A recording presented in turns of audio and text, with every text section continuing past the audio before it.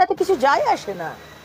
তৃণমূল বলবে আমি বিএনএস মানবো না, ভারতীয় ন্যায় সংহিতা, আমি অপরাজিতা বিল আনবো, তাতে কিছু যায় আসে না। মমতা ব্যানার্জি, আমরা জানি আপনার প্রধানমন্ত্রী হবার শখ, পশ্চিমবঙ্গে ডক্টর বি.আর. আম্বেদকরজির সংবিধান চলে না, আপনার সংবিধান চলে, এগুলো আমরা জানি। কিন্তু আপনি যদি বলেন যে আমি এসআইআর মানবো না, কেন? আপনি তো 2005 সালে বলেছিলেন 1 কোটি অনুপ্রবেশকারী এই পশ্চিমবঙ্গে ঢুকেছে, এই ভারতবর্ষে ঢুকেছে। তাহলে আজকে হঠাৎ কি হয়ে গেল যে 180 ডিগ্রিজ টার্ন?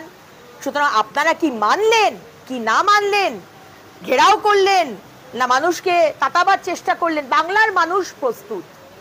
বাংলার মানুষ এই অত্যাচারী, এই নৃশংস, এই দুর্নীতিগ্রস্ত মমতা ব্যানার্জির সরকারকে উৎখাত করতে চায়।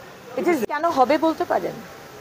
ভারতীয় ন্যায় সংহিতা, যেটা কেন্দ্রের বিল এবং সমস্ত ভারতবর্ষের মানুষ যেটা ফলো করছেন, আলাদা করে পশ্চিমবঙ্গের জন্য আলাদা বিল হবে কেন?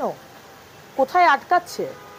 কোটি কোটি টাকা মহিলাদের সম্মান সুরক্ষার জন্য যে দেওয়া হয়েছে, ফাস্ট ট্র্যাক কোর্ট, সিসিটিভি লাগানো, আমরা তো বিধানসভা তো একই কোয়েশ্চেন তুলেছি, সেই টাকা ফেরত চলে গেছে। মহিলাদের সশক্তিকরণের জন্য তাতে কোনো ব্যবহার করা হয়নি। আজকে মহিলা পাচার, নাবালিকার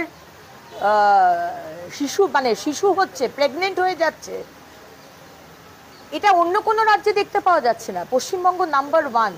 তাহলে এখানে এই অপরাজিতা বিল আজকে প্রতিদিন মহিলাদের উপর ধর্ষণ, অত্যাচার এবং তার কোনো বিচার নেই, প্রতিদিন আমরা দেখতে পাচ্ছি। সুতরাং মমতা ব্যানার্জি, আপনি যদি মনে করে থাকেন যে অপরাজিতা বিল হচ্ছে না বলে আপনি বিচার দিতে পাচ্ছেন না, এটা যদি বাংলার মানুষকে বিশ্বাস করতে বলেন, বাংলার মানুষ সেটা মানবে না।